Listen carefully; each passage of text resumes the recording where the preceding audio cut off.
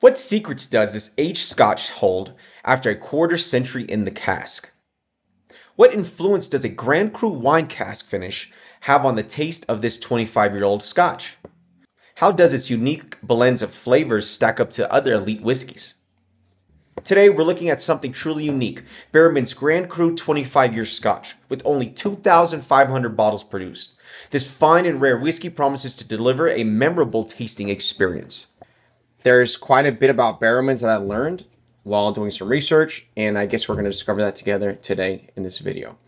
We're first obviously going to talk a lot about the history of Barrowmans, then we're going to talk about its presentation of this particular bottle and packaging, talk a little bit about the taste and the flavor profile, what's on my nose, what's on the palate, and then we'll talk a little bit about sustainability and just, see how we feel about this overall, and I'll give you some final thoughts. Stay tuned, because at the end of this tasting, we'll reveal the perfect pairings to elevate this experience even further. So sit back and relax, pour yourself a nice drink, and let's get started. Barrowmans is actually a distillery and brand that goes back quite a long time. I mean, it was basically established in the 1900s, and it's part of the Ian Macleod Distillers now, but it's actually got some interesting history. This was originally founded as Hedges and Butler Master Distillers in 1667. Wow, that would be one of the oldest that I've ever talked about or experienced. It says Frank Butler inherited the family business with a vision to bring it to the new world. He partnered with James Barrowman, an American wine and spirit merchant. Together, they brought the finest and rare Scotch whiskey to the shores of America in the late 19th century. They collaborated to create superior blends of the finest Scotch whiskey, and today we have revived this exceptional Scotch blend range. The same superior whiskey still worthy of the Hedges and Butler seal of approval. And that's what you see here. This is the Hedges and Butler seal. Interesting. I like that. This is a lot of history. 1667. I'm going to need to confirm that, because that would make it one of the oldest distillers I even know about. Or maybe it's one of the oldest running histories, something along those lines, but something I want to know. They come from an area in Scotland that gives them a lot of, really nice water. The water comes from a natural spring that's ancient, that is stone filtered. So it has like, a stone filtered kind of flavor, I guess what you would say, for the water. Of course, the area is protected as it should be. And I think they also have a lot of barley fields that are nearby. So they do a lot of their sourcing for their barley and then, obviously the grain from nearby areas. That's really good for the environment, also really good for the production, because all locally sourced. That means it's going to be fresher, it's going to be better, it's going to have a lot more of the local qualities imbued in the final product. So amazing stuff. Let's talk a little bit about this specific blend, or this specific Scotch. This one right here is a Barrowman's Grand Cru 25-year.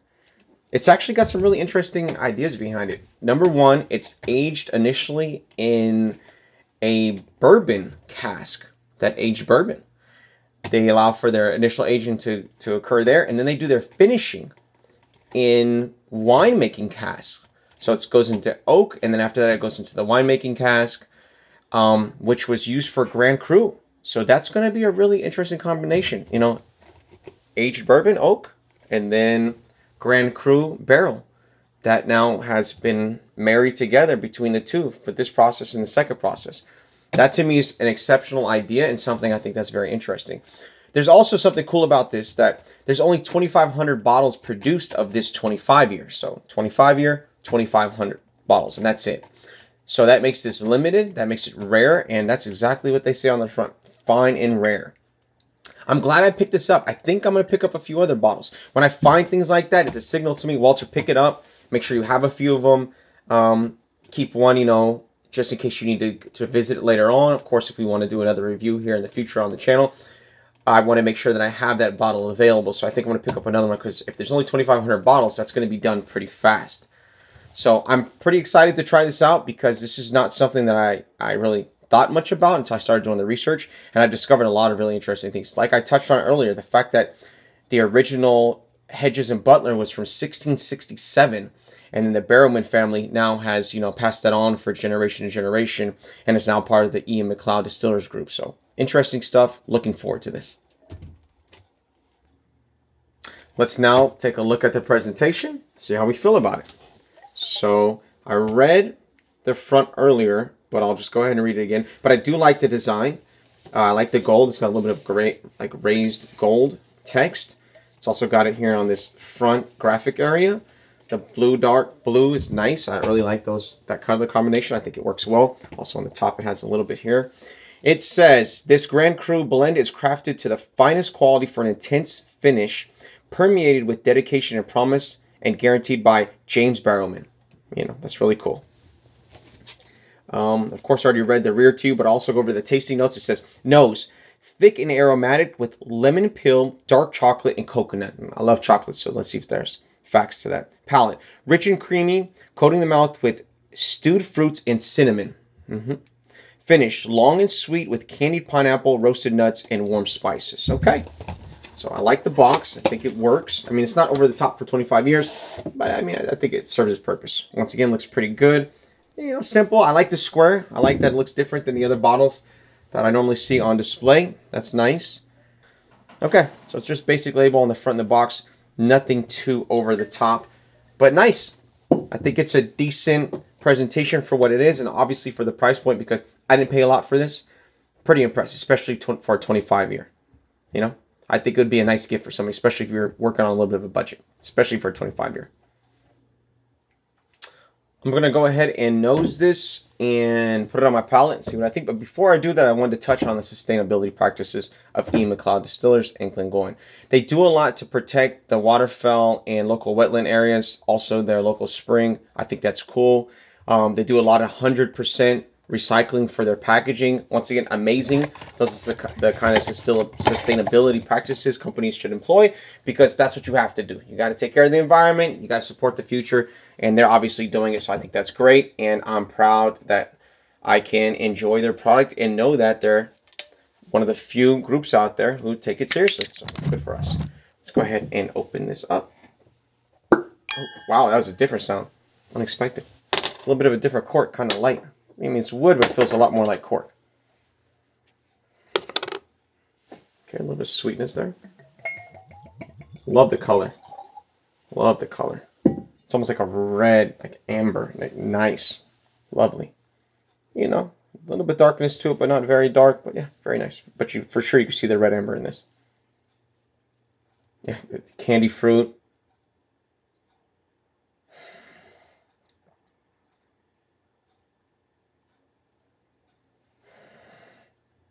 See a little bit of nuttiness. It's like nutmeg. I like it. It's not a lot of acetone. You could tell it was given some time to mellow. I like that. It took on some amazing color, and I'm assuming that comes from that Grand Cru finish. So let's see what we think on the palate. I'm excited. Immediately blown away. It's got a little bit of coarseness, a little bit of harshness in the back of my throat, but cinnamon. Almost like a wine flavor taste. Wow. Very interesting. I would probably soften it up a little bit, maybe give it a little bit of time to breathe, but yeah, exciting. They talked about the mouthfeel in the packaging, for sure, no question about it. Very special mouthfeel. And a whiskey that I'd probably enjoy on a regular basis. This is something for sure I think I'm going to put in my collection. Like we always do, we do some pairings. Today, I have some crispy, flat pretzels that are just original with a little bit of salt on them. I've got like this pretzel, chocolate, peppermint pretzel bites to see what it's like. And these are choco sodas. It's cracker with chocolate from Peru. That's really good. So I'm going to try it with the pretzel first and see what I think.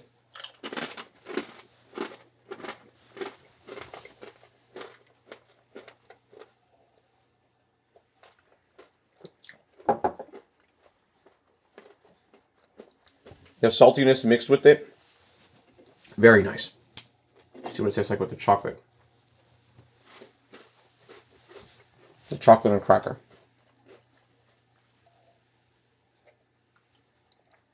I would say that's almost a perfect combination. But let's try the peppermint pretzel bites. Let's see. Because that's a dark chocolate with a pretzel.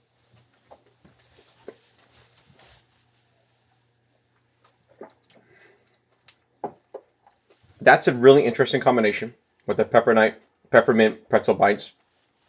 And that's probably the best neutral mix. That cracker with the chocolate from Peru. My final thoughts. I like it. I think it's nice. I think it has a little bit of elegance to it. Got a little bit of cough going on. Sorry, I went down the wrong pipe. But I think it's special. I think the color is amazing. It's something you should think about adding to your collection. I want to thank you. And for sure, I'm keeping this in my collection. But I want to thank you very much for joining me today. Please like, subscribe, and share. Always send me comments and let me know what your thoughts are. Take care.